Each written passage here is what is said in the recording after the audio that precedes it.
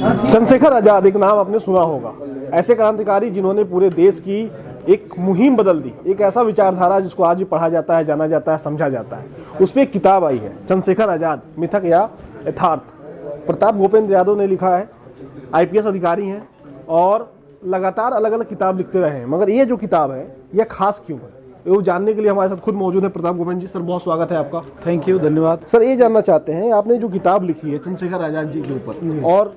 बहुत ही प्रमाणिक किताब इसको मानी जा रही है, लोग इसके बारे में चर्चा कर रहे हैं, मैं जानना चाहता हूँ इस किताब में खास क्या है?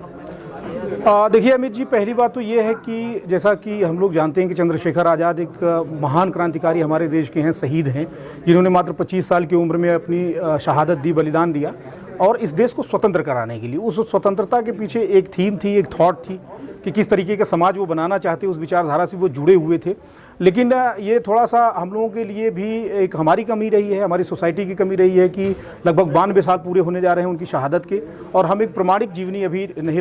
लिख पाए कि जिसको उठाने के बाद आपको लगे कि नहीं, इसमें जो चीज़ें दी गई हैं वो पूरी छानबीन के बाद दी गई हैं और ऑथेंटिसिटी के बाद दी गई हैं। तो इसमें कोशिश ये की गई है कि जो भी समकालीन स्रोत हैं, चाहे वो अखबार हों उस समय के, या फिर उस समय की पत्र पत्रिकाएँ हों, या ट्रायल प्रोसीडिंग्स जो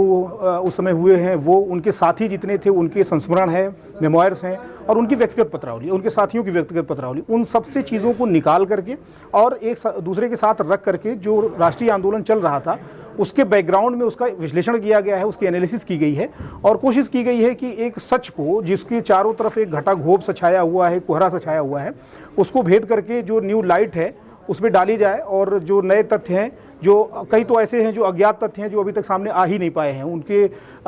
शहादत से संबंधित चीज़ें, उनके बचपन से संबंधित चीज़ें, तो प्रयास ये किया गया कि उन तथ्यों को इसमें शामिल किया जाए। इस किताब में उनकी शहादत से जुड़ी हुई जो आखिरी चीज़ें थी, जो अभी तक लोग पूरी तरीके से सच्चाई नहीं जानते हैं कि उस पार्क में क्या हुआ था, क्या घटनाएं हुई थी, उसके पीछे क्या बैकग्राउंड का क्या माहौल बना था, उस वक्त का समय कैसा रहा। अभी मैं आपको सुन रहा था तो आपने बताया कि आपने वो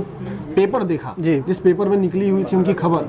क्या माहौल रहा उस समय, कैसे इस किताब को लिखने का फिर? देखिए, इसमें किताब लगभग 500 पृष्ठ के आसपास है। इसमें सबसे बड़ा पोर्शन तो उसी पर है, क्योंकि जो मिथक सबसे ज़्यादा हम लोगों ने गढ़े हैं उनकी शहादत को लेकर के गढ़े हैं। तो ऑलमोस्ट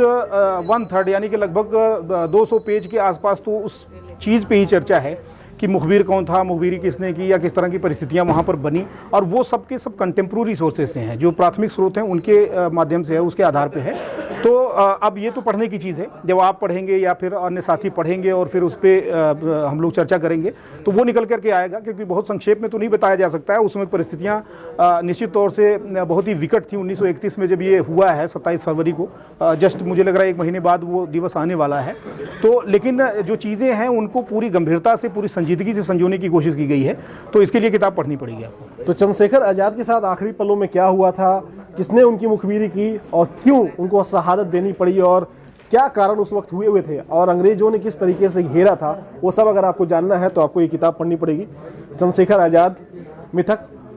बनाम यथार्थ। तो जानना पड़ेगा यथार्थ क्या है। नमस्कार।